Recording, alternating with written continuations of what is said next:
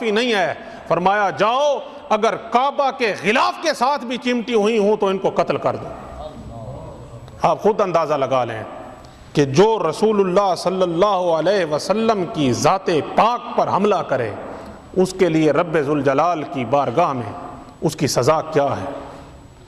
حضرت قبلہ عالم سیدنا پیر مہر علی شاہ قدس سرہ العزیز آپ اپنی مشہور زمانہ کتاب سیف چشتیائی کے اندر رقم تراز ہیں، فرمایا قاضی ایاز مالکی رحمت اللہ علیہ اپنی شفا میں اور قاضی ثناء اللہ پانی پتی رحمت اللہ علیہ اپنی کتاب مالا بدھ کے اندر فرمایا اس چیز کو انہوں نے تحریر فرمایا ہے کہ رسول اللہ صلی اللہ علیہ وسلم بلکہ کسی بھی نبی کی شان میں گستاخی کرنے والا چاہے کسی انداز سے گستاخی کرے، جان بوجھ کر کرے، بھول چوک کر کرے، کنایتاً کرے، صراحتاً کرے، اشارتاً کرے، جس انداز سے بھی رسول اللہ کی کسی نے گستاخی کی یا کسی بھی نبی کی شان میں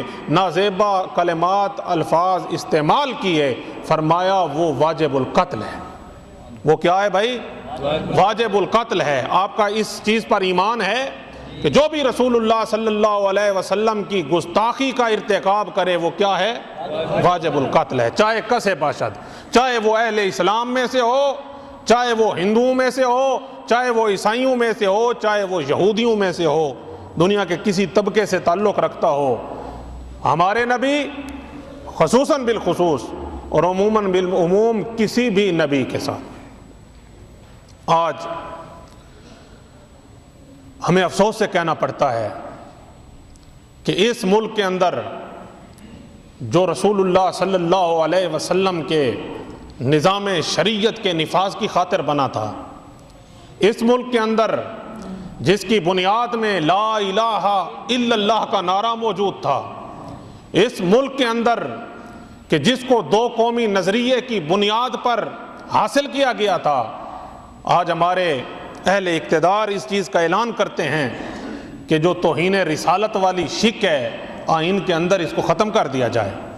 ہم اس کی جتنی بھی مذمت کریں وہ کم ہے، لیکن ہم اپنا جو حق ہے، ہمارا جو فرض بنتا ہے، ہم جتنی حد تک احتجاج کر سکتے ہیں ہم سراپا احتجاج ہیں۔ کوئی بھی قانون ہو اس قانون کے اوپر عمل درآمد نہ ہو سکے یہ اور بات ہے، اس قانون کا غلط استعمال کیا جائے یہ اور بات ہے، لیکن کسی بھی قانون کو اس بنیاد پر ختم نہیں کیا جا سکتا کہ اس کا استعمال غلط ہو رہا ہے یا اس کے اوپر عمل درآمد نہیں ہو سکتا یا اس کی یہ صورتیں ہیں۔ جو شخص یہ کہتا ہے کہ رسول اللہ صلی اللہ علیہ وسلم کے گستاخ کو سزا نہیں ملنی چاہیے، ہمارے نزدیک وہ دائرہ اسلام سے خارج ہے، وہ دائرہ اس کا اسلام کے ساتھ کوئی تعلق نہیں ہے۔ وہ رسول اللہ صلی اللہ اپنے باپ کو اگر انسان کسی کے باپ کو گالی دے وہ سیخ پا ہو جاتا ہے، ماں کی گالی نہیں برداشت کر سکتا۔ ارے تم کملی والے محمد مصطفیٰ کی عظمت کا سودا کرتے ہو کہ جس کے بارے میں حکم ہے کہ تم اپنے والدین تو کجا، اولاد تو کجا، مال اسباب تو کجا، تم نے اپنی جان سے بھی بڑھ کر ان کے ساتھ پیار کرنا۔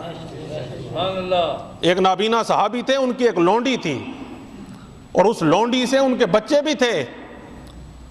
اس لونڈی نے ایک دن حضور علیہ الصلوۃ والسلام کی شان اقدس کے اندر گستاخی کی۔ وہ نابینا صحابی اٹھتے ہیں اور اٹھ کر اس کا گلا کاٹ دیتے ہیں۔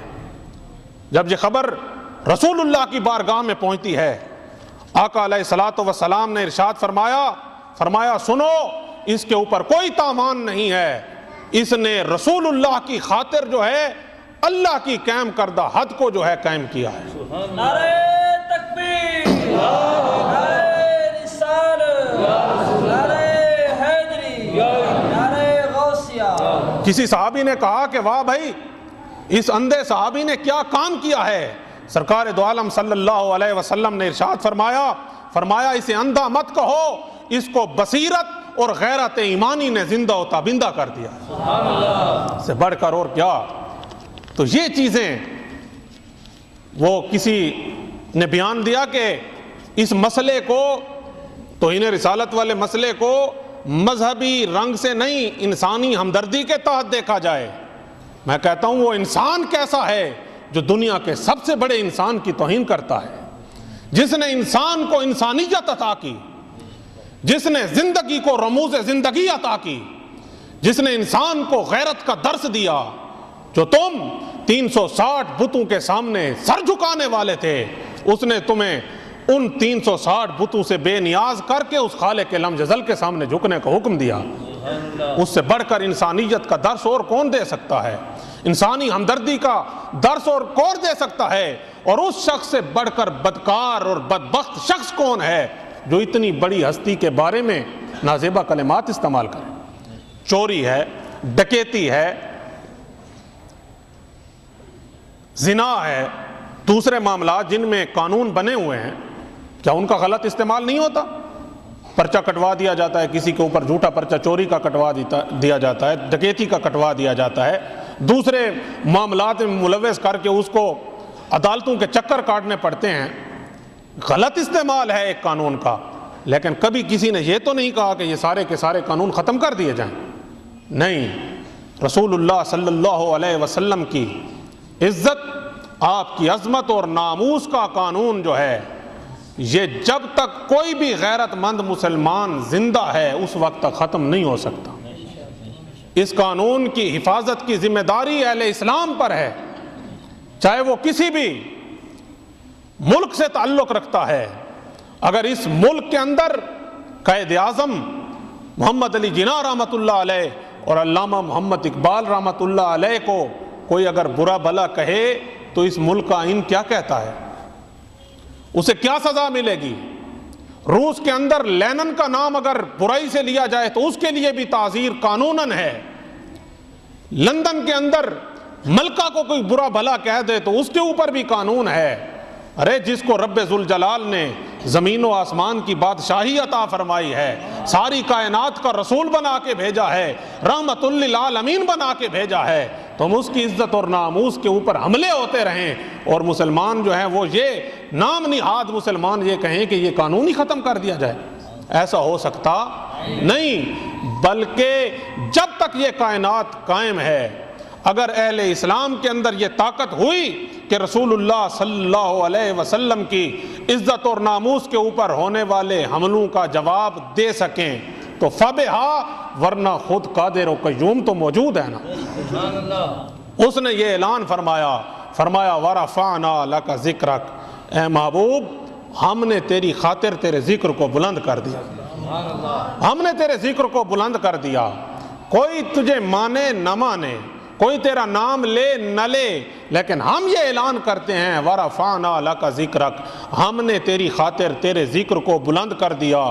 اور بلندی ذکر کی اور صورتیں تو چھوڑو، فرمایا ان اللہ وملائکتہ یصلون علی النبی، اے لوگو اللہ اور اس کے فرشتے جو ہیں ایک کام کیا کرتے ہیں اور وہ یہ ہے کہ رسول اللہ پر درود بھیجتے ہیں۔ یا ایھا الذین آمنوا صلوا علیہ وسلموا تسلیما، اے ایمان والو تم بھی صلاۃ و سلام کی صورت میں نذرانہ عقیدت اپنے محبوب کریم کے اوپر بھیجا کر۔ اس سے بڑھ کر، اسی وجہ سے ظفر علی خان نے کہا تھا نماز اچھی، زکوٰۃ اچھی، یہ روزہ اور حج اچھا، مگر میں باوجود اس کے مسلمان ہو نہیں سکتا۔ صرف نماز پڑھ لینے سے، زکوٰۃ اور حج اور صدقات و عبادات کر لینے سے انسان اسلام کا دعویٰ کرے نہیں۔ فرمایا نماز اچھی، زکوٰۃ اچھی، یہ روزہ اور حج اچھا، مگر میں باوجود اس کے مسلمان ہو نہیں سکتا، نہ جب تک کٹ مروں میں خواجہ بطحا کی عزت پر، خدا شاہد ہے کامل میرا ایمان ہو نہیں سکتا۔ ایمان کامل کی نشانی یہ ہے کہ تم اپنا تن من دھن رسول اللہ صلی اللہ علیہ وسلم کی ذات پاک کے لیے قربان کرنے کا تہیہ کر لو۔ اللہ کریم ہمیں غلامی مصطفیٰ میں جینے غلامی مصطفیٰ پر موت اور غلامی مصطفیٰ میں قیامت کے دن اٹھنے کی توفیق عطا فرمائے۔ وآخر دعوانا ان الحمد للہ رب العالمین۔